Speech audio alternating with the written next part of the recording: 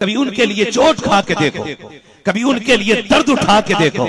कभी गिरबान नहीं पकड़ा गया, कभी मारे नहीं गए, कभी पीटे नहीं गए। ये जो चौकों में किसी एक को मार दिया जाता है, मजहबी नारे के नाम पे मारा जाता है, अपना बनाने के नाम पे मारा जाता है। मैं तो पूरी दुनिया को दावत फिक्र देता हूँ, इस्लाम की अखुव्वत और मोहब्बत देखो। कुरान तो ये कहता है ला इकराह फिद्दीन, दीन में कोई जबरदस्ती नहीं है। अगर जबरदस्ती कलमा पढ़वाना होता तो पूरी दुनिया उमर के दौर में कलमा पढ़ चुकी होती। अगर फिर भी बच जाते तो खालिद बिन वलीद की तलवार कलमा पढ़ा देती। अगर फिर भी बच जाते तो तुम्हें क्या लगता है, खुदा की कसम एक हैदर एक कर्रार का बेटा तलवार लेके निकल जाता, पूरी दुनिया में कलमा होता। लेकिन इस्लाम इसकी इजाजत नहीं देता है। इस्लाम तो ये कहता है कि हम तुमसे जबरदस्ती कलमा नहीं पढ़वाएंगे, हम तुम्हें अच्छी राह भी देंगे, हम तुम्हें बुरी राह भी देंगे, हम तुम्हें नफरतों के तरीके भी बताते हैं, मोहब्बतों के तरीके भी बताते हैं। लेकिन हमारा वो नहीं होगा जिसे जबरदस्ती लाया जाएगा, हमारा वो होगा जो गिर के आएगा और ये कहेगा तुम्हें जाना तुम्हें माना, ना रखा गैर से काम, लिल्लाह की गंज में दुनिया से मुसलमान गए।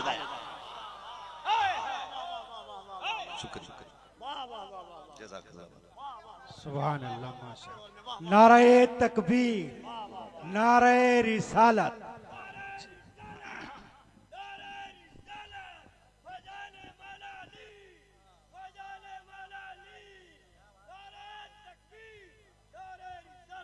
अल्लाह सलामत रखे सारे लोगों को, मोहब्बत करें हुजूर से। और हम नफरत वाली कौम नहीं, हम तो प्यार करने वाली कौम में आते हैं। हाँ, प्यार करने वाली कौम में आते हैं। हम कमजोर भी नहीं, हम इतने ताकतवर हैं कि हम उस रसूल के मानने वाले हैं जो उंगली उठा दे तो डूबा सूरज वापस निकाल देता है। हम लावारिस भी नहीं है, हम लावारिस भी नहीं है। खुदा की कसम हमारा ऐसा वारिस है, अगर हुक्म दे दे तो पेड़ चल के आ जाया करते हैं। मसला थोड़ा सा अपना ही बिगड़ा हुआ है, अपना भी थोड़ा मसला बिगड़ा हुआ है। अपना थोड़ा सा मसला ये बिगड़ा हुआ है कि हमने हुजूर से ना दूरियां पैदा कर ली है। माफ कीजिएगा, मैं फ्री की जन्नत बांटने का आदी नहीं। जन्नत सस्ती होती तो हजरत बिलाल की चर्बी न पिघलाई जाती। जन्नत सस्ती होती तो हुजूर के चचा का कलेजा निकाल के चबाया न जाता। जन्नत मुश्किल है, धोखे में ना आइएगा और चक्कर में ना रहिएगा। इतना खूबसूरत अपने आप को बना लो कि हुजूर देख के खुद ब खुद कब्र में मुस्कुराने लग जाएं। हुजूर खुद ब खुद मुस्कुराने लग जाएं। इतना अच्छा अपने आप को हम बना लें। इतना खूबसूरत दूरियां पैदा हो गई। दूरियां, नाराज तो नहीं आप लोग होंगे भी तो कोई फर्क नहीं पड़ता। मैं जानता हूं ये मिंबर ये कुर्सी चापलोसों के लिए नहीं है। ये मिंबर ये कुर्सी उसका हक है जो मुस्तफा के दीन को सच्चाई से बयान करे। हाँ जी, वक्ती तौर पे मैं आपको जन्नती कह करके आपको बड़ा बना करके आपसे पैसा लूट के ले जाऊं, फर्क क्या पड़ता। मैं तो ये चाहता हूं मेरी कड़वी इतनी बातें इतनी कड़वी हों कि सिर्फ कब्र में नहीं मैदान क़यामत में भी मेरी बातें आपको याद आती रहे। और कोशिश कीजिएगा नश्तर जो लगाता है वो दुश्मन नहीं होता। ये खूबसूरत जमात बैठी है, जानते हो ये इतनी अजमतों वाली जमात है, इतनी अजमतों वाली जमात है। मैं शमीम रजवी साहब के बिला और ये उलमा की अजमतों की बात नहीं करता। मैं तो कहता हूँ पढ़ने वाले ये बच्चे, ये जो 3 आपके सामने बैठे, अगर इनमें से कोई एक बच्चा किसी कब्रिस्तान से गुजर जाए, अल्लाह उसके कदम की बरकत से 40 दिन का अज़ाब उठा दिया करता है। कभी उनके हो के तो देखो, दिल से दूरियां पैदा हो गई। हमने हुजूर से दूरी इख्तियार कर ली। माफ कीजिएगा, शादी होती है। अरे बड़ी मोटी बात पूछी है मैंने आपसे। शादी होती है यहाँ, बहुत कम लोग बोल रहे हैं कि बाकी ने ऐसे ही काम चला रखा है। शादी होती है कि नहीं? होती है। बारात भी चलती होगी, है ना? कुछ लोग डीजे भी बजा लेते होंगे। बंद हो गया ना? कितने अच्छे लोग हैं, सुभान अल्लाह। बंद हो गया ना? बोलो, बिल्कुल बंद है ना? क्या बात है, अल्लाह करे ये बात कयामत तक कायम रहे। हाँ, कहीं कहीं बम फोड़ देता है सब। तो बम के लिए ना उसी को बुलाओ ना। तवज्जो है ना सारे लोगों की। हम में दूरियां पैदा हो गई, हमने बड़े मामलात खराब कर रखे हैं अपने। हुजूर से रिश्ते मजबूत करें अपने, हुजूर से रिश्ते। और रिश्ते कैसे दूर हो जाते हैं जानते हैं? तारीख में बहुत बड़ा नाम आता है बाबा फरीद गंज शकर रहमतुल्लाह तआला अलैह। नाम सुना है ना? ये बाबा फरीद वो फरीद है कि जो बैठा हुआ है राह में, मदरसे के पढ़ने वाले बच्चे ना पानी का बर्तन लेकर ना दूर जा रहे हैं चश्मे से पानी लेने के लिए। आपने कहा बेटे किधर जा रहे हो? कहा हुजूर पानी लेने के लिए। कहा पानी कुएं से क्यों नहीं भर लेते? कहा इसका पानी खारा है, वो जो चश्मे से पानी लाते हैं ना वो बड़ा मीठा है। तो कहने लगे बड़ा वक्त लगता होगा? कहा वक्त तो लगता है ना। कहने लगे सुनो पढ़ने वाले बच्चे हो, वक्त जाए ना करो, यहीं से पानी भर लो। कहा हुजूर खारा है, लाओ ना। कहा तुम पानी भर के लाओ, मीठा फरीद कर देता है, मीठा फरीद कर देता, तुम भर के तो लाओ। बच्चों ने जल्दी जल्दी बर्तन भरे। बर्तन भरने के बाद ना पानी लेकर के आए। बाबा फरीद ने पढ़ा, सूरह इखलास की तिलावत की और पानी पे दम कर दिया। पानी पे दम किया, बच्चे बहुत जल्दी लेकर के मदरसे में वापस आ गए। उस्ताद ने कहा कहां से लेकर के आए हो, इतनी जल्दी कैसे आ गए? कहा सरकार हम तो कुएं से पानी भर के लेके आए हैं। कहा तुमको नहीं पता है कि कुएं का पानी खारा है? बच्चों ने कहा था तो खारा, लेकिन एक अल्लाह वाले ने दम करके मीठा कर दिया है, दम करके मीठा कर दिया है। कहा क्या पढ़ा था उसने? कहा सूरह इखलास की तिलावत की थी। उसने कहा अच्छा इतना आसान नुस्खा है? कहा लाओ सारे बर्तन भर लिए जाएं। वो तो हमें भी आती है। जब सारे बर्तन भर करके रख लिए गए तो पढ़ने वाले ने पूरी रात सूरह इखलास पढ़ करके इतना दम किया, इतना दम किया कि मुंह का थूक खुश्क हो गया, लेकिन सुबह तक पानी मीठा नहीं होता है। अल्लाह अकबर परेशान हो जाते हैं। कहा किस बाबा ने पढ़ा था? कहा वो जो बैठा रहता है एक कोने में गोशा नशीन है, जिसको दुनिया से कोई लेना देना नहीं है। हमने उस बाबे को पढ़ते सुना है। उठे हजरत जी और बाबा फरीद के पास जाके कहने लगे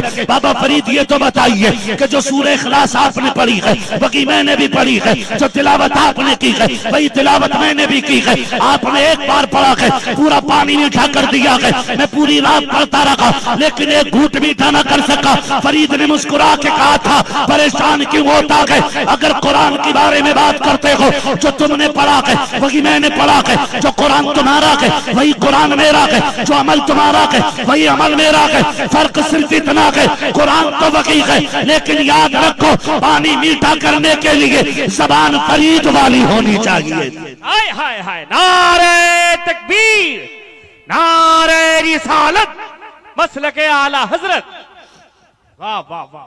तो ये फरीद, इन फरीद की जानते हो?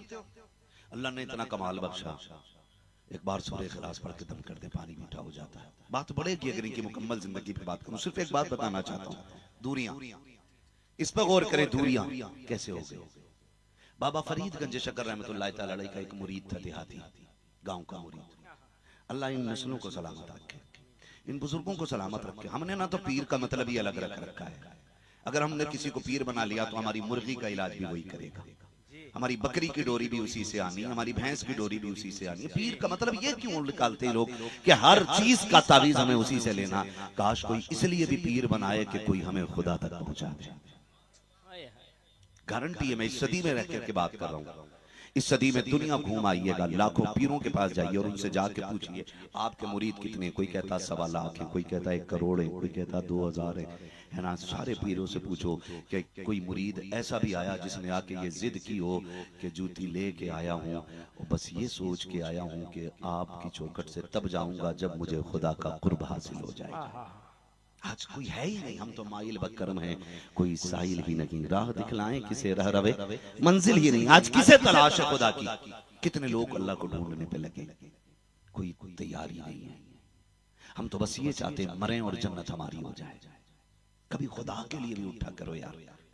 हम कब रोते हैं ना, जब हमारी बिल्डिंग गिर जाती है, हमारे बिजनेस में नुकसान हो जाता है, हम हार जाते हैं, हम कहीं पे रुसवा हो जाते हैं, तब रोते हैं रब की बारगाह में।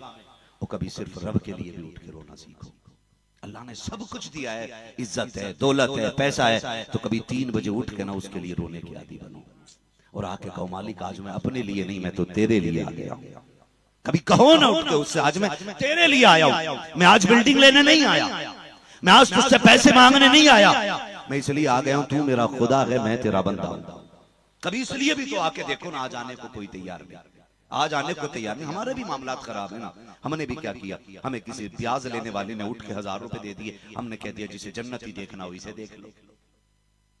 हमने कभी टोकने की कोशिश नहीं की, बंदा नाराज हो जाएगा, एक बंदा कम हो जाएगा, एक मुरीद कम हो जाएगा। हमने कह दिया ब्याज मत ले तो वो रूठ जाएगा। बस ये सोचा करो कोई रूठे तो रूठे, मदीने वाला ना रूठे। कभी उठ के रब से रब ही को मांगा करो, कभी रात में उठ जाए कि यही बाबा फरीद है। आपका एक मुरीद था ना देहात का, उसकी आदत थी साल में एक मरतबा बाबा फरीद से मिलने आता था। कितने दिन में? सारे बोले थक गए ना, मैं सच समझ सकता हूँ 3 बजने वाले, बहुत थक गए होंगे। आपकी मोहब्बतों को सलाम, इस प्यार से अभी बैठे हुए हैं।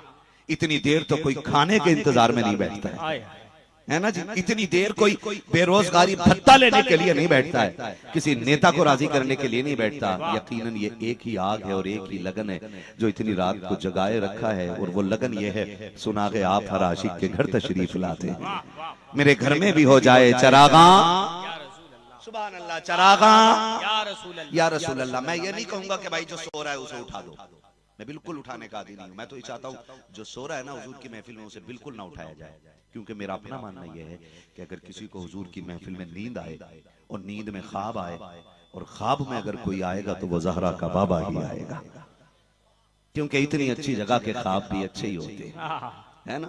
तो यहाँ ना उठाओ जो सो गया तेरे दामन करम में, जिसे नींद आ गई है, जो फना ना होगी ऐसी उसे जिंदगी मिली है। तवज्जो है सारे लोगों की। तो बाबा फरीद का एक मुरीद ना, देहाती मुरीद, और साल में कितनी बार आता? एक बहुत इजी गुफ्तगू करता हूं ताकि मेरी हर भाई के जहन में मेरी बातें रह जाया करें, वरना मुझे भी इंग्लिश आती है, मुझे भी अरबी में आती है। मैं इस तरह की हार्ड जुबान इस्तेमाल करूं कि फिर आप सोचने में लग जाओ कि ये बंदा कैसे तोड़ जोड़ मार रहा है। अल्लाह करे ये बात जहन में उतर जाए। कौन था वो? एक देहाती मुरीद। साल में कितनी बार मिलने आता? जल्दी बोले।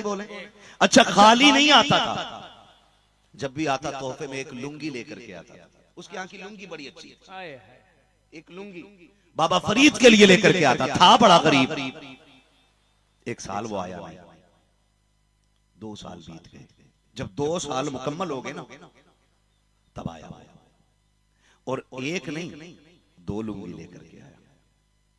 2 साल में आया, और कितनी लुंगी लेकर के आया? लुंगी समझते हैं ना लुंगी, लुंगी समझते हैं ना, लुंगी के तैबन, लुंगी कह लिया जाए, है ना। 2 लुंगी लेकर के आया। अब बाबा फरीद की बारगाह में लेकर के आया, कहा हुजूर ये तोहफा कबूल हो। तो जानते हैं बाबा फरीद ने पहली बार क्या कहा? बाबा फरीद ने कहा था, हाँ, बाबा फरीद ने कहा था पिछले साल क्यों नहीं आए? पीर की मोहब्बत मुरीद से देख कि पिछले साल क्यों नहीं आए थे? उसने कहा हुजूर मैं बड़ा गरीब सा बंदा हूं, पिछले साल इतने पैसे न बचा सका कि आपके लिए तोहफे में एक लुंगी ले आया। मुरीद कह रहा बाबा फरीद का पिछले साल इतने पैसे न बचा सका कि एक लुंगी लेकर के आ जाता। हुजूर इस बार आया हूं ना तो 2 लुंगी लेके आया, एक इस साल की भी लुंगी।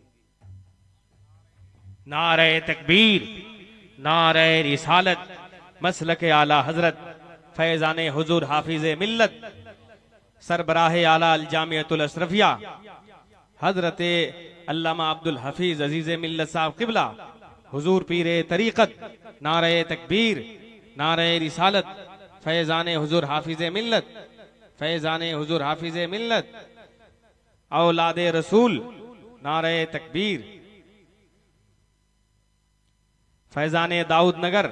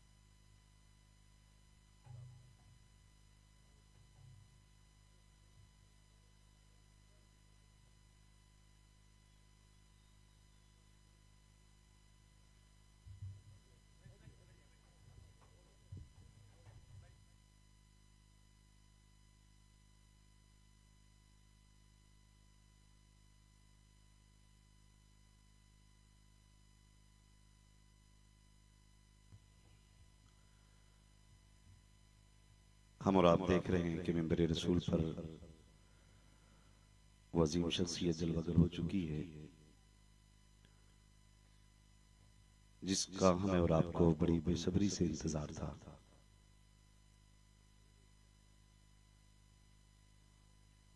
अताए हाफिज मिल्लत हुजूर सरबराह आला साहिब क़िबला दामज़िल्लहुल की आमद हो चुकी है।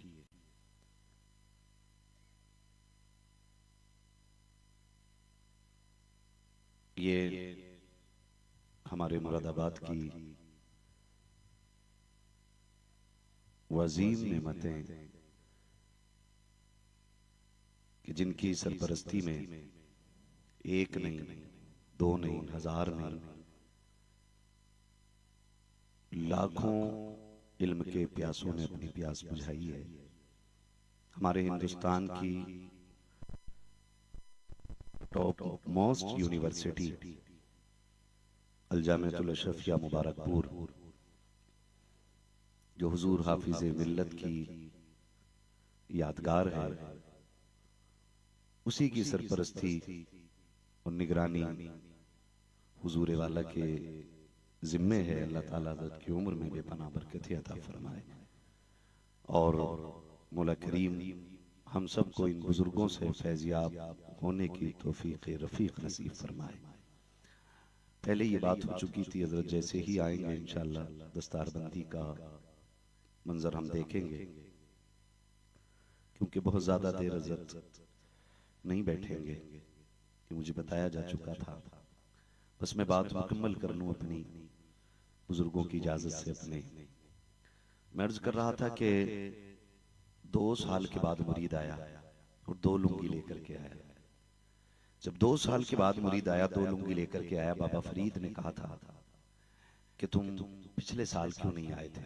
उसने कहा हुजूर मैं इतना पैसा ना बचा सका कि जो मेरा मामूल था आपके लिए मैं एक लुंगी लेकर के आता था, तो मैं आपके लिए लुंगी ले आता। इस बार हुजूर 2 लेके आया हूं, एक इस साल की है और एक पिछले साल की है। ये कह के जब आप बैठे ना, तो बाबा फरीद ने उन लुंगियों में आग लगा दी। जब आग लगाई तड़प गया मुरीद। उसने कहा हुजूर नाराज हो गए, हुजूर बड़े अच्छे माल की लेकर के आया हूं, पसंद नहीं आई, पसंद नहीं आई सरकार। तो आपने फरमाया तू एक लुंगी की वजह से 1 साल के लिए मेरे पास नहीं आया। आपने फरमाया जो चीज यार को यार से जुदा कर दे उस चीज में आग लगा देनी चाहिए। किसने तुझसे कहा कि लुंगी होगी तभी आएगा? मैंने बड़ा इंतजार किया था तेरा, मैंने बड़ा इंतजार किया था। बाबा फरीद कह रहे हैं उस चीज को आग लगा दो जो यार को यार से जुदा कर दे, जो महबूब को महबूब से दूर कर दे, उस चीज को आग लगा देनी चाहिए। मैं कहना यह चाहता हूं हर वो चीज जिसने हमें हुजूर से दूर कर दिया है, हम हर उस चीज को आग लगा दें। हम हर उस दुनियावी रस्म को ठोकर मार दें जो हमें हुजूर के करीब नहीं होने दे रही है। हम अपने दिलों में इश्क रसूल की शमा जला लें, हम अपने आप को हुजूर का दीवाना बना लें, हम अपनी महफिलों में हुजूर का जिक्र किया करें। हम क्या कर सकते हैं हुजूर के लिए? हम क्या करते हैं? अगर कुछ भी नहीं कर सकते तो कम से कम 10 मरतबा उठने के बाद दुरूद पढ़ सकते हैं और 10 मरतबा सोने से पहले दुरूद हुजूर पे पढ़ा जा सकता है। खुदा की कसम अगर ये अमल हमारा मजबूत हो जाए, कभी तो मदीने वाले की तरफ से ये पैगाम आएगा, चल तुझे मदीने में हुजूर बुला रहे हैं। तो कम से कम इतना तो कर सकते हैं, हम अपने रिश्ते हुजूर से मजबूत करें, हम अपने रिश्ते हुजूर से मजबूत करें और इतने मजबूत कर लें मुस्तफा से रिश्ते कि हमारी महफिलों में नबी नबी होना चाहिए, हमारी तन्हाइयों में नबी नबी होना चाहिए। आज गम आता है तब हुजूर याद आते हैं, तीजा होता है तब हुजूर याद आते हैं, 40वां होता है तब हुजूर याद आते हैं। आखिर बताओ खुशी में हुजूर याद क्यों नहीं आते? जब बेटों की शादियां होती हैं तब हुजूर याद क्यों नहीं आते? जब बेटियों की रुखसती होती है तब हुजूर याद क्यों नहीं आते? हमारे घर की महफिलों में जहेज तो है लेकिन हुजूर के जिक्र की महफिल क्यों नहीं है? हमें सोचना होगा इस बात पर। हम बेटियों को देने के लिए सारी दौलत देते हैं लेकिन हमने उनके सीने में कुरान क्यों नहीं दिया है? हमने उनको इल्म की दौलत से क्यों नहीं नवाजा है? इससे नतीजा क्या निकलेगा? बेटियां जब जाहिल होती है ना तो वो कुरान जो जहेज में आया था वो आज तक अलमारी में ऐसा ही रखा हुआ है जैसे बाप ने जुज़दान में बंद करके भेजा था। काश हमने जहेज में कुरान देने से पहले अपनी बेटियों के सीने में कुरान उतार दिया होता, अपने बेटों को कुरान दे दिया होता, अपनी नस्लों को कुरान की दौलत दी होती। ये इदारा अल्लाह इस इदारे को सलामत रखे। अनीसुल उलूम इदारा है, अनीसुल उलूम 25 तलबा इसमें रहते हैं। कितने बोले जरा जल्दी से सुभान अल्लाह, कितने रहते हैं? 25 रहते हैं ना। हर बंदा जानता है घर के अंदर 8 member, 10 member, 12 member, 14 member, 15 member होते और 15 लोगों में 6 लोग कमाने वाले होते, तब भी घर चलाना मुश्किल होता। सलाम करो इन उलमा की इस जमात को जो 1 नहीं, 2 नहीं, 10 नहीं, 12 नहीं, 25 तलबा को 3 वक्त का इंतजाम नाश्ते से लेकर के खाने तक। और मुझे तो इतनी खुशी हुई जब हजरत ने बताया कि गरीब बच्चों को सिर्फ खाना नहीं बल्कि ओढ़ने पहनने के लिए कपड़ा और दवा का भी इंतजाम किया जाता है। ये वो 25 तलबा का इंतजाम है। और अगर हम जामिअतुल अशरफिया की बात करें, हुजूर सरबराह आला की बात करें, वहां एक नहीं हजारों तलबा अपने इल्म की प्यास बुझाते हैं। सबका इंतजाम होता है, सबका एहतमाम होता है, सबको पूरे तरीके से हर जरूरत उनकी मुहैया की जाती है। मैं आपसे पूछना चाहता हूँ, एक घर चलाने वाले को इतनी दिक्कत होती है, मदरसा चलाने वाले को कितनी मेहनत करना पड़ती होगी। हम कोशिश करें कि ये जो बोझ उलमा के सर पे है ना, इंतजाम का, इसे हल्का करेंगे इंशाअल्लाह। और यकीनन आप ही की मोहब्बत और आप ही के ताउन से सब कुछ हो रहा है और इंशाअल्लाह आने वाले दौर में भी होता रहेगा। बोले इंशाअल्लाह, है ना, लगे रहेंगे ना इंशाअल्लाह। हमारे पास दौलत है, पैसा है, सब कुछ है। हम तो मरते भी बड़ी बेफिक्री से, बड़ी बेफिक्री से मर जाते हैं और हम ये सोचते हैं चलो मरो, कोई बात नहीं है, कोई ना कोई तो पढ़ाई देगा जनाजा। दुनिया बड़ी बेवफा है, बड़ी बेवफा दुनिया है। आपको मरने में देर लगेगी, इसे भूलने में देर नहीं लगेगी। अगर आप करोड़ों भी कमाते हैं ना महीने के और आपको लगता है कि आपकी फैमिली, आप सब कुछ है अपनी फैमिली के लिए, तो तब तक है जब तक आप जिंदा हैं। वरना ये दुनिया तो इतनी बेवफा है, जब तक आप कमा रहे हैं, माफ कीजिएगा बात कड़वी होने लगी है, औलाद भी माँ बाप को वही सबसे अच्छी लगती है जो पैसा सबसे ज्यादा कमाती है। आज इतनी मतलबी दुनिया हो गई है, आज इतनी मतलबी दुनिया हो गई है। अगर औलाद के लिए माँ बाप का यह मामला है तो फिर औलाद का माँ बाप के लिए क्या होगा? आप सोच सकते। एक बूढ़े बाप को अगर पेंशन मिलती है ना तो बेटा खाना दे रहा है। अगर एक बूढ़े बाप के पास उसकी जमा राशि है तो औलाद उसे खाना दे रही है। जिस दिन खत्म हो गई ना तो फिर धक्के मार के घर से निकाल देते हैं। कोई जा करके उसको डाल देता ओल्ड एज होम के अंदर, कोई घर से निकाल देता, कोई कहता पुराने घर में तुम रहो, नए में हम रहेंगे। खुदा के वास्ते अपनी आखिरत की तैयारी खुद कीजिए। इस औलाद के धोखे में ना रहिएगा कि आपके मरने के बाद ये लाखों लोगों को इसलिए खाना खिलाती रहेगी ताकि बाप की कब्र में ठंडक हो जाए। हम तो 40वें की 40 देगे भी इसलिए बनवाते हैं ताकि सोसाइटी में हमारा नाम हो सके। माशरा ये कहते कि बाप से कितना प्यार करता है। वो जो जिंदगी में कभी बाप को एक मर्तबा 3 से 4 ज्यादा पसंदीदा उसकी जिंदगी के फल ना लाके दे सका, वो 40वें पे 70 किस्म की 70 क्वालिटी का खाना लाके रख देता है। फिर कोई पूछने वाला क्यों नहीं होता, काश जो 40वें पे लेके आया गया तूने ये जिंदगी में अपने बाप के दस्तरखान पे रखे होते। आपको क्या लगता है हम मरेंगे तो हमारी औलाद हमारी कब्रों पे सोने के ताज चढ़ाएगी? ये हमारी कब्रों पे आके बैठे रहेंगे, अब्बा इतनी जायदाद छोड़ के गया चलो इसे कुरान पढ़ दिया जाए? नहीं, जितनी ज्यादा दौलत छोड़ के लोग जा रहे हैं उतना बुरा अंजाम उनके आगे आ रहा है। अभी एक करोड़पति मरा, जानते हो औलाद अमेरिका से उसको दफन करने के लिए नहीं आई। बार बार हॉस्पिटल से फोन जाता रहा, लाश तैयार है लेके चले जाइए। उसने कहा गर्मी बहुत ज्यादा है, आप फोन करें म्यूनिसिपैलिटी के लोग आकर के लेके चले जाएंगे। आप मुझे बताइए इतनी दौलत होते हुए भी औलाद बेवफा हो जाया करती है। आपको खुदा का वास्ता है, आप एक काम कीजिएगा, अपनी कब्र की तैयारी अपने जीते जी कर जाइएगा। ये दुनिया बड़ी बेवफा है, कभी कब्रों में जाके देखा करो, वहां पे आपको टूटे तख्ते नजर आएंगे, वहां पे आपको बैठी कब्रें नजर आएंगी, वहां पे आपको फटे कफन नजर आएंगे। मिट्टी तो बड़ी बात है, कोई फूल डालने वाला तक नहीं होता है, टूटी कब्रों को छुपाने वाला नहीं होता है। ये जिनकी कब्रें हैं क्या वो लावारिस हैं? क्या उनका दुनिया में कोई वारिस नहीं है? जाकर के कब्रों के पास खड़े होकर के किसी सफेद दाढ़ी वाले से पूछिएगा ये कब्र किसकी है, तो वो जवाब देगा कि इसके 4 बेटे थे। ये जो कब्र का ये 8 बेटे छोड़ के मरा है। ये जो कब्र पड़ी है अल्लाह ने इसको 3 बेटे दिए हैं। मैं फिर पूछना क्या पाकिज है, लावारिस है का नहीं, सारे पैसे वाले हैं। मुझे बता तो सकी, अगर दौलत वालों को उनकी कब्रों पर उनके बेटे नहीं आया करते हैं तो तेरी मेरी हैसियत क्या है, तेरी मेरी औकात क्या है? एक काम ऐसा करके चले जाओ कि कोई तेरी मेरी कब्र पे ना भी आए तब भी रहमतों की खिड़कियां कब्रों में खुली रहनी चाहिए। और वो तरीका क्या होगा? आओ सुनो, अगर चाहते हो कब्र की ठंडक की तैयारी करनी है तो कभी अनीसुल उलूम आ जाइएगा, आकर के हजरत से पूछिएगा कि कोई हमें ऐसा तालिब इल्म बता दो कि जिसके पास खर्चे का पैसा ना हो, अपनी जेब में हाथ डाल और कह दे मौलाना 1 साल का खर्चा इस कुरान वाले का मेरे जिम्मे है, इसके 2 साल की तालीम का खर्चा मैं उठाऊंगा, अपना पैसा लगा करके कुरान वालों को पढ़ा दो। अगर ये भी ना मिल सके तो जिस इदारे में लगते हैं अगर वहां पे फ्रिज नहीं है तो पानी का इंतजाम ठंडे का करा दीजिए, अगर कूलर नहीं है तो ठंडी हवा का इंतजाम करा दीजिए। अगर ये बैठने वाले जमीन पे बैठ के पढ़ते हैं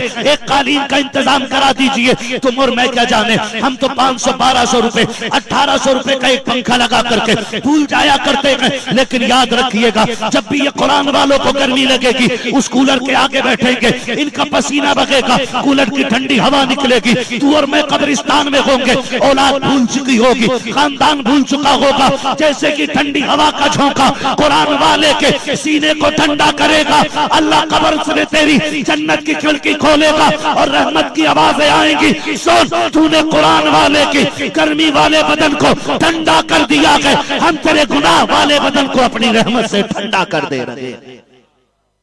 आप ये काम कीजिएगा, अपना पैसा अगर लगाइएगा तालीम पे लगाइएगा, बच्चों को पढ़ाने पे लगाइएगा। हमारे बच्चे जब तालीम याफ्ता होंगे ना तो फिर बाप बेबसी की मौत नहीं मरेगा, बेबसी की मौत नहीं मरेगा। और सबसे बड़ी बात तो यह है जिस घर में एक भी कुरान वाला होता है ना वो उस घर में बदअकीदगी को दाखिल नहीं होने देता है। उस घर के अंदर वहाबियत, देवबंदियत, राफजियत ये लानतें नहीं आया करती हैं। अल्लाह कुरान की बरकत इतनी रखता है कि अगर बाप की पहले से दाढ़ी नहीं थी बेटा हाफिज कुरान बन जाए, उसी दिन से बाप चेहरे पे हुजूर की सुन्नत सजा लेता है। कितनी बरकत कुरान की है। अल्लाह आपको सलामत रखे, अपने रिश्ते कुरान वालों से मजबूत कीजिएगा। ये बहुत बड़े लोग हैं जिन्होंने पूरी जिंदगी दीन के लिए लगा दी। अल्लाह आगे खड़ा करके पूछेगा बता जिंदगी कहाँ गुजरी। कितना आसान होगा कहना मालिक जब होश संभाला तो पढ़ रहे थे, जब जवानी संभली तो पढ़ाने लग गए थे, हमारी पूरी जिंदगी कुरान की खिदमत में लग गई। कितना आसान हो जाएगा हिसाब। अगर ये मामला फंस गया जिंदगी कहाँ गुजारी है तो फिर बताओ किधर बताना। मालिक चाय के भट्टे पे बैठ के गीबत करते रहे, चाय के चौक में बैठ करके, चाय की दुकानों पे बैठ के एक दूसरे की चुगलियां करते रहे, फिर मुश्किल हो जाएगा, मुश्किल हो जाएगा। अपने रिश्ते कुरान से मजबूत करें, कुरान से रिश्तों को मजबूत करें और ये बता दें कि कुरान हमारा है और हम कुरान के हैं। ये आपके अमल से भी जाहिर होना चाहिए, नहीं कि सिर्फ तीजे के लिए कुरान खुल रहा है, 40वें के लिए कुरान खुल रहा है, मैयतों के लिए कुरान खुल रहा है। कभी रब को राजी करने के लिए भी कुरान खोला करो, कभी रात को उठ करके कुरान देखा करो, कुरान को पढ़ लिया करो। रब बड़ा करीम है हमारा, इतना करीम रब है हमारा। वो कहता तू रो के दिखा दे मैं तुझे बख्श के दिखा दूंगा। वो ये नहीं कहता तेरे 40 साल के गुनाह हैं तो 40 साल फिर तू रो के आ, फिर मैं तेरी माफी तलाफी कबूल करूंगा। नहीं, वो तो कहता चल 40 साल नाफरमानियों में गुजर गई, तूने गुनाह किए हैं, आ जाना, तू गुनाहगार है तो तेरा रब करीम है। मालिक कितना सौदा लेगा, वो कहता सौदा ही कोई नहीं, तू 40 साल के गुनाह लेके आ, बदले में नदामत का एक आंसू का कतरा लेके आ जा, मैं अपने रहमत का समंदर तुझे बहा के दिखा दूंगा। उसने तो इतने दरवाजे खोल रखे, आवाज आती हम तो माइल बकरम है कोई साइल ही नहीं, राह दिखलाएं किसे रह रवे मंजिल ही नहीं। हम अपने बच्चों को कुरान दें, अपनी नस्लों को कुरान दें। और एक आखिरी बात, कुरान से मोहब्बत करें। पढ़ सकते हैं तो पढ़ें, देख सकते हैं तो देखें, चूम सकते हैं तो चूमें। अगर कुछ भी नहीं कर सकते तो कुरान पढ़ने वालों से मोहब्बत करने लग जाए। करेंगे इंशाअल्लाह। मोहब्बत करने का क्या मतलब है? इन्हें खत लिखने, इन्हें फोन करने, मोहब्बत करने का ये मतलब नहीं है। कभी फुर्सत में हुआ करो ना तो एक चक्कर मदरसे का लगा लिया करो, मदरसे आया करो। अक्सर बच्चे परदेसी होते हैं मदरसे में पढ़ने वाले, ऐसे ही है ना जी। अक्सर बच्चे परदेसी होते हैं, कोई माँ छोड़ के आया, बाप छोड़ के आया, परिवार छोड़ के आया, घर छोड़ के आया, खानदान छोड़ के आया। ये कुरान वालों की कुर्बानियां होती हैं। हमने क्या समझा, हम डायरेक्ट कहते हैं हाफिज जी बैठ जाओ। अगर आपको अल्लाह ने कोई पद दे दिया है, कोई पोस्ट आपके पास है, पैसा आपके पास है ना, तो कभी कुरान वालों के सामने टांग पे टांग रख के बैठना नहीं, उन्हें खड़ा नहीं रखना है। अगर आपको लग जाए कि ये कुरान वाला आ रहा है ना, पैर नीचे कर, अदब से खड़ा हो जाए। ये सोच के नहीं कि तेरे खानदान का बड़ा बूढ़ा है, ये सोच के खड़ा हो जाए ये मेरे नबी के दीन का सच्चा वारिस आ गया है। हमने खुद सबसे पहले अपनों की बेइज्जती की है, तब जाके दूसरों को ये मौका मिला है कि वो हमारे गिरेबानों पे हाथ डालते हैं। हमारी बस्ती में जो हाफिज होते हैं उन्हें इज्जत दिया करें, वो गुजरा करे तो उनके लिए उठ के जगह दे दिया करें। हाँ, ये इनको इज्जत देने का तरीका है, इनसे मोहब्बत किया करें। कभी आया करें मदरसे के, हमने क्या कहा हाफिज जी जा रहे हैं, कितने बेगैरत तो बड़ी आसानी से कहते हैं ये ज़कात खाने वाली कौम जा रही है, ये चंदा खाने वाली कौम जा रही है। मैं तो अपनी भी जमात से कहूंगा, इन्हें लवारिस न लिखा जाए, इन्हें यतीम न लिखा जाए। ये लवारिस नहीं है, ये वो है जिनका काबे वाला भी वारिस है और खुद मदीने वाला भी वारिस। इन्हें हल्के में न लीजिएगा। आप रोते हैं, माँ बाप संभालते हैं, आप रोते हैं, खानदान संभालता, लेकिन मदरसे चलाने वाले रोते हैं तो मदीने वाले आके संभाला करते हैं। ये ख्याल रखिएगा। कितने मदरसों की कंडीशन ऐसी होती है कि शाम का खाना खत्म है, सुबह के नाश्ते का इंतजाम नहीं है। हमने 10 रुपए देकर के एहसान जता दिया, मदरसा हम चला रहे हैं। हमने 500 रुपए देकर के एहसान जता दिया, मदरसा हम चला रहे हैं। कभी उठा के तो देखो तारीख का ये बाप, कितने मदरसे चलाने वालों को हम ऐसों को जानते हैं कि रात में राशन खत्म है, कोई रास्ता नहीं है, लोग देने से इनकार कर चुके हैं, लेकिन खुदा की कसम हिम्मत नहीं हारते हैं। जब दुनिया सो जाती है, रात को उठ के मुसल्ला बिछाते हैं, 2 रकात नमाज हाजत पढ़ने के बाद रुख अपना मदीने की तरफ करते हैं और कहते हैं या रसूल अल्लाह, ये मेहमान आपके हैं, ये घर आपका है, अगर ये फाके से रहेंगे हमारी रुसवाई नहीं होगी, दुनिया क्या कहेगी। सरकार इंतजाम आपके जिम्मे है, आका करम फरमाइए। ये भी रो के दिखाते हैं, सुबह होते होते ही दरवाजे पे दस्तक होती है, दरवाजा खोला जाता है, कोई अल्लाह का बंदा आके कहता है 10 आटे की बोरी मेरी तरफ से है, ये 5 बोरी चावल की फना की तरफ से है, इसको रख लो। खुदा की कसम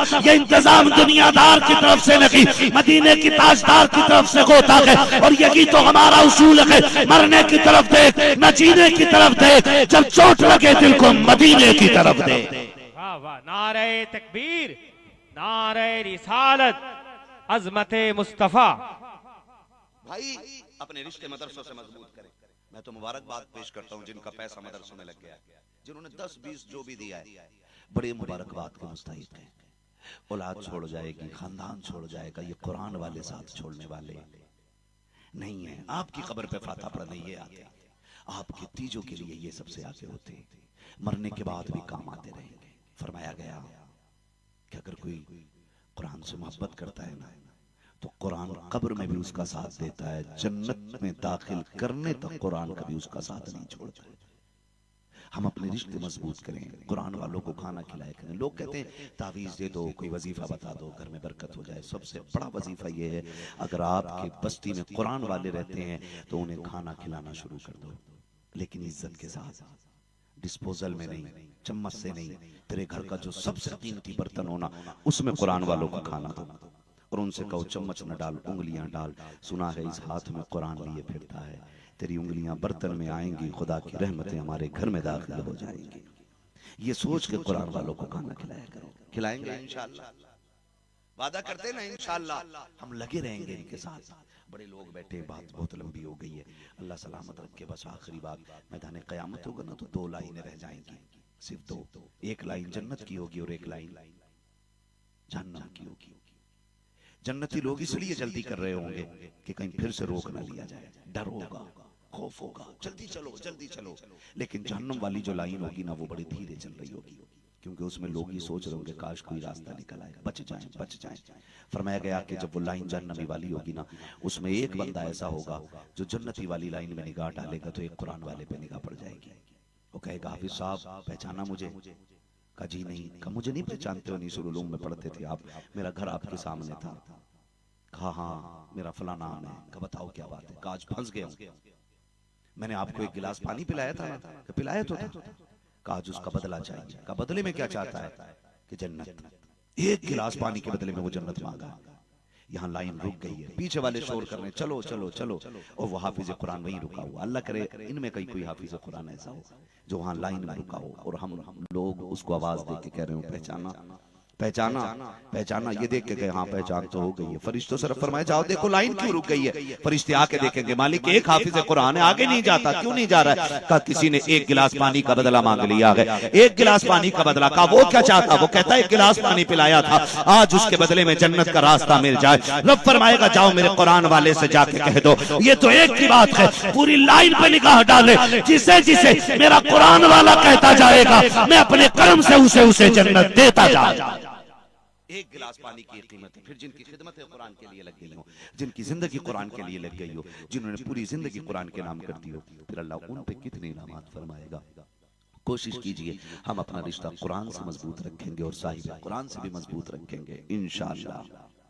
वादा करें इंशाअल्लाह।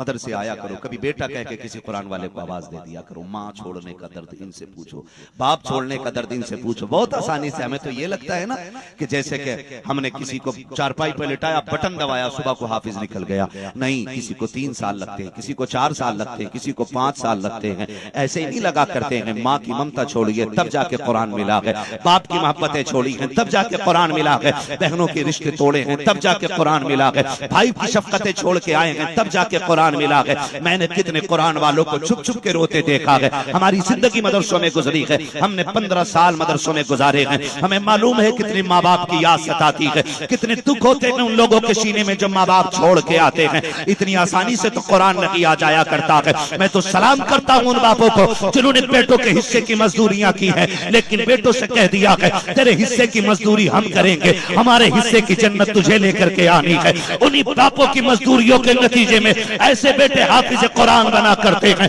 हमने तो खेल समझ रखा है, लेकिन पूछ तो सकी कितनी माँ की याद कुरान वालों को सताती है, कितने तड़पते हैं वतन की याद में तब जाके कुरान सीनों में आया करता है। कितने गरीब बाप अपने बेटे को 200 रुपए देते हुए कहते हैं बेटे इसी से काम चला लेना। वो बेटे नेक वक्त होते हैं जो बाप के 200 रुपए हाथ में लेकर के बिस्मिल्लाह पढ़ के जेब में रख लेते हैं। अल्लाह उन बेटों को 200 रुपए में 2000 की बरकतें अता फरमा दिया करता है। उन बापों की दुआओं के नतीजे में ऐसे बेटे हाफिज कुरान बना करते हैं। मैं सलाम करता हूं उन बेटों को जिन्होंने बाप के फैसलों पे गर्दनें झुका दी है, और वो बाप भी मुबारकबाद के मुस्तहिक हैं जिन्होंने बेटों की कमाई खाने के बजाय इन्हें कुरान के लिए वक्फ कर दिया है। तुम भी कभी मदरसे आया करो, किसी को बेटा कह दिया करो, किसी के सर पे हाथ रख दिया करो, किसी के पुराने कपड़े देखो 1500 रुपए जेब में डाल दिया करो। तुम नहीं जानते हो तुम 1000 रुपए कुरान वाले की जेब में डालोगे, बेटा कह के आवाज दोगे, उसको आपके चेहरे में बाप की मोहब्बतें नजर आएंगी,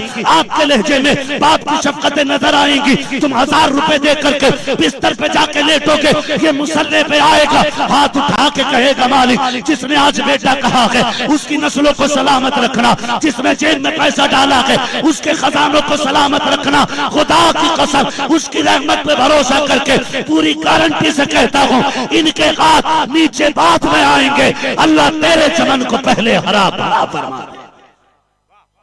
इनसे रिश्ते मजबूत करो।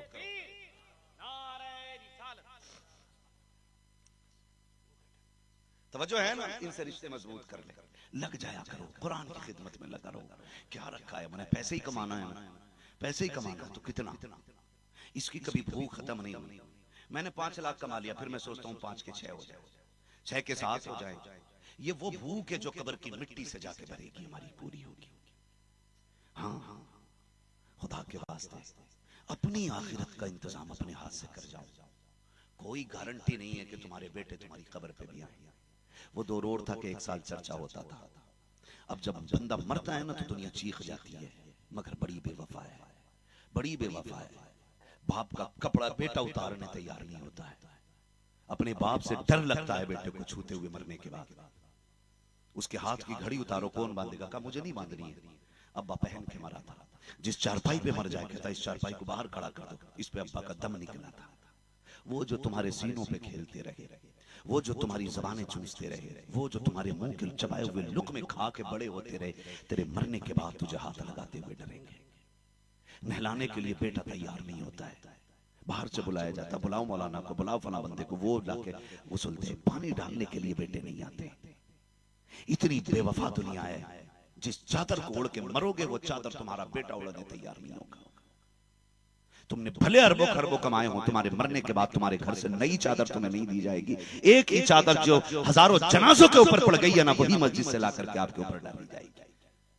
बड़ी बेवफा दुनिया है, इसके चक्कर में आकर के ना अपनी आखिरत बर्बाद करने की कोशिश न करें। तुम्हारे मरने की देर है, कुछ भी तुम्हारा नहीं रह जाएगा, कुछ भी नहीं रह जाएगा।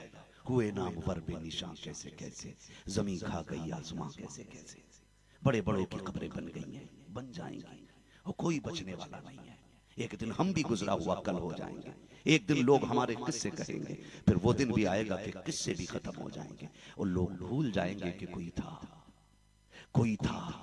फिर उस गिनती से क्या लेना देना जो गिनती चंद दिन की है। हमने देखे जनाजे, सगे बाप को बेटा हाथ लगाने तैयार नहीं, डर लग रहा है। कब्र में उतारने की बारी आई है ना, कहते हैं आओ भी चाचा तुम आओ, फूफा तुम आओ, खालू तुम आओ। किधर गए आज सगे बेटे जो बाप के कंधे पे बैठते रहे, जो बाजार मेलों की सैर बाप के कंधों पे बैठ कर करते रहे। आज आखिरी सफर में इतने भी वफादार नहीं रह गए कि अपने बेटे को कब्र पे उतार कर कब्र में अपने बाप को उतार सके। हमने दुनिया देखी है, हमने दुनिया देखी है, जनाजों में जाते तख्ते लगाए जाते, हाफिज हो, आलिम हो, कारी हो, मुफ्ती हो, कोई भी हो, ये सबके साथ हकीकत पेश आनी है। सबको कब्रों में जाना है, सबकी कब्रों पे तख्ते लगाए जाते हैं, आखिरी तख्ता रह जाता है। कहते हैं जल्दी जल्दी पूरा करो, गर्मी बड़ी तेज है। सबसे पहली मिट्टी डालने वाला तुम्हारा बेटा होगा, पहली मुट्ठी मिट्टी डालने वाला तुम्हारा बेटा होगा। और वो सबक देता है हमारे लिए तुमने सब कुछ किया है, सबसे पहले मिट्टी डालने वाले हम हैं, सबसे पहले तुम्हें मिट्टी में दबाने वाले हम हैं। ये मिट्टी डाल करके लोग कब्र को बराबर करते हैं। ये फोन कान से निकाल के कहता है जो लोग घर पे मेहमान हैं उनके खाने का इंतजाम किया जाए, पहले बच्चों को खिलाना। मैंने बच्चों को रोते देखा है, बच्चों की भूख ज्यादा है। जब कब्रों पे मिट्टी डाल करके लोग पलट रखे होते हैं, बेटा फोन करके कहता है पहले खाना औरतों को खिलाना। कब से रो रही है, उन्होंने खाना नहीं खाया है। कब्र के अंदर से बाप चीख के कहता है हाय जालिमा ओ बेफिक्रा, तुझे औरतों का ख्याल तो आया, तुझे बच्चों के रोने का एहसास तो है। काश तूने मेरी तरफ देख ली होती, मैं भी तो देख कब्र में तनहा हूँ, अकेला रह गया हूँ। बेटे मुझे छोड़ के ना जा, कुछ वक्त मुझे भी दे दे, मेरी कब्र पे बैठ जा, कुछ मुझसे भी बातें करके चला जा। मगर हाय दुनिया की बेबसी, ये तो बेटा दौड़ गया है, बाप तनहा कब्र में रह गया है। उसने आवाजें दी है कहां छोड़ के जा रहे हो, कोई मेरी भी तो सुन लो। आज कोई सुनने तैयार नहीं है, इसलिए कहता हूँ एक बेटे को कुरान का हाफिज बना लो, एक बेटे को कुरान दे दो और उससे कह दो हमने तुझे कुरान मजदूरी के लिए नहीं दिया है, हमने कुरान तेरी कमाई खाने के लिए नहीं, बल्कि उस दिन के लिए कुरान दिया है जब हम कब्रिस्तान में होंगे, तू हिंदुस्तान में होगा, लोग जनाजा लेके आए होंगे, तू भी पीछे पीछे आना, आधा कुरान सफर में सुना देना, और जो आधा कुरान रह जाए मुझे मिट्टी डालने के बाद कब्र पर बैठ के सुना जाना। मेरा रब बड़ा करीम है, उम्मीद है कुरान पूरा होने से पहले अल्लाह तेरे बाप की मग़फ़िरत भी कर देगा, जन्नत की बशारत भी अता फरमा। इस दिन की तैयारी के लिए बेटों को हाफिज बनाए, कुरान दे बच्चों को, दीन दे। हमारी असल ताकत कुरान है।